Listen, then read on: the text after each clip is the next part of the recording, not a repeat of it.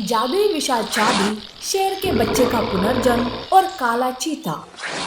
एक बार की बात, जंगल के राजा शेर और शेरनी बहुत ही दयालु थे। उनका एक बेटा था सिम्बा।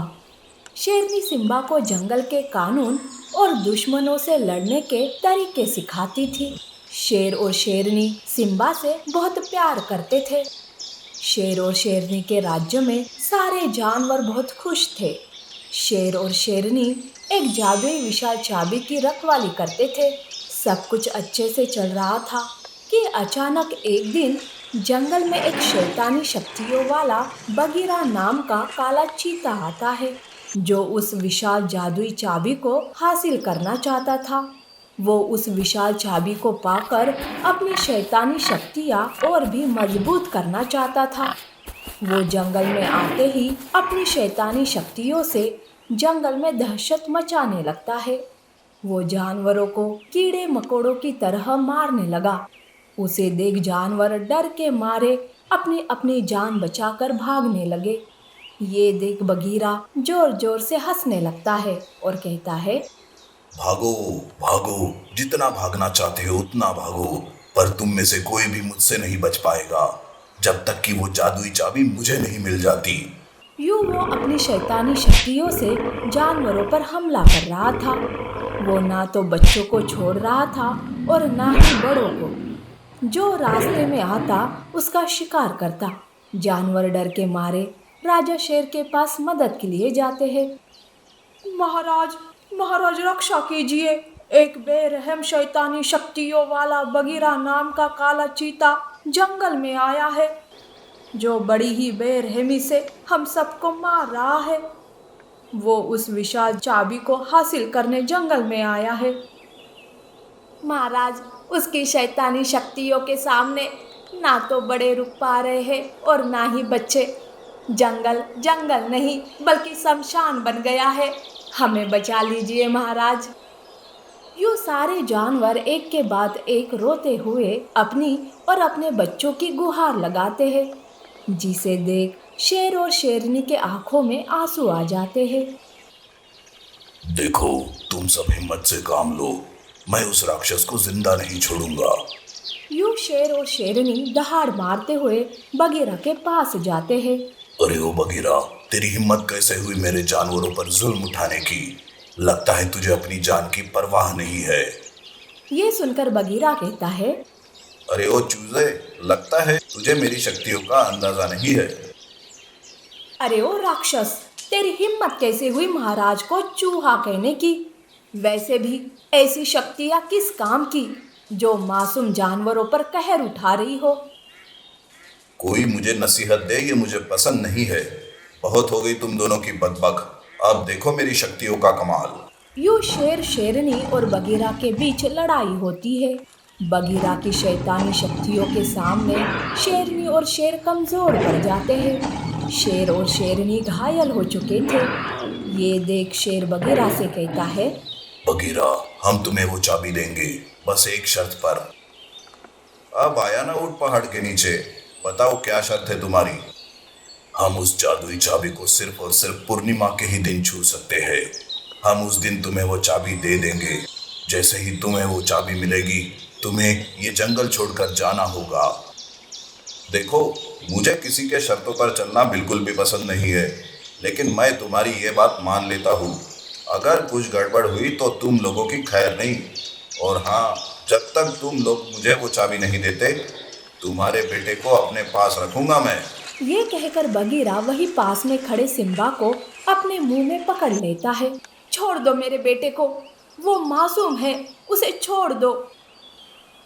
बगीरा शेरनी की एक नहीं सुनता है और उसे अपने मुंह में पकड़ ले जाता है। ये देख शेरनी फूट फूट कर रोने लगती है। महाराज, हमारे सिम्बा को बचा लीजिए। वो राक्षस पता नहीं हमारे बच्चे के साथ क्या सलूक करेगा।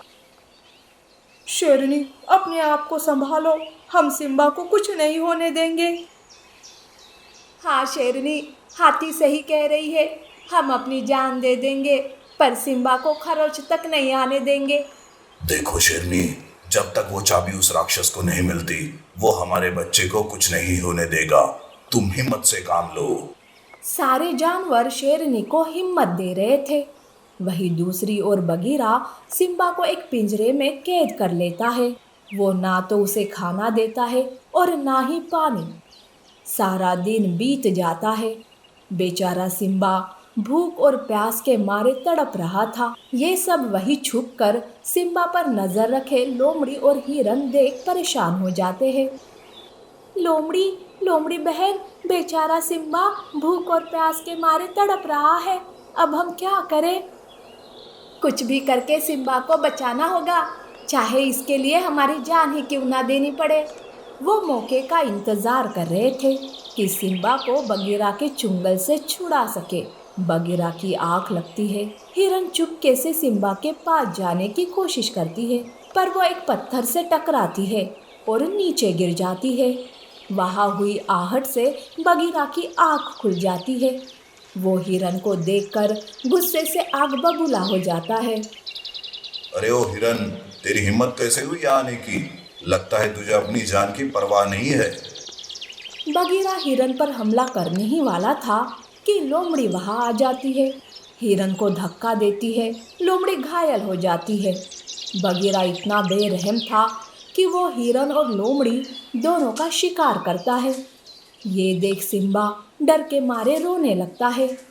जब ये बात शेर और शेरनी और बाकी के जानवरों को पता चलती है तो वो सब हिरन और लोमड़ी के लिए आंसू बहाने लगते हैं।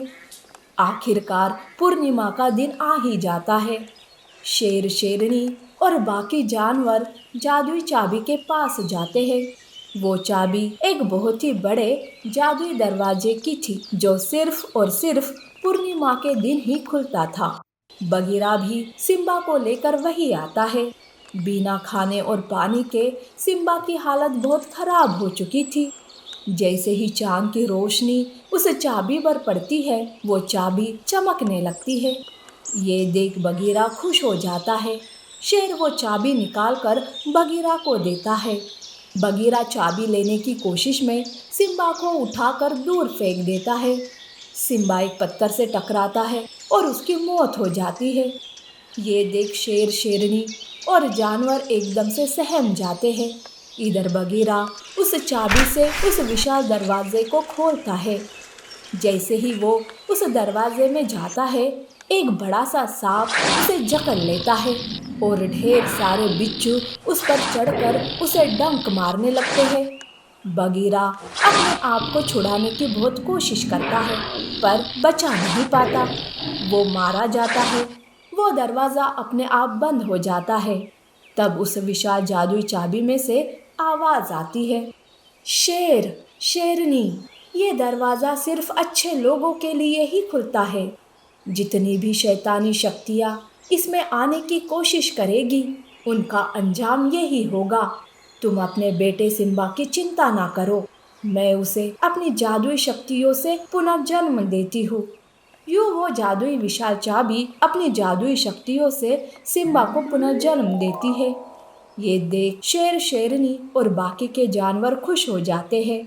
शेर, शेरनी जादुई चाबी का धन्यवाद करते हैं और फिर से जंगल में खुशियाँ ही खुशियाँ छा जाती है।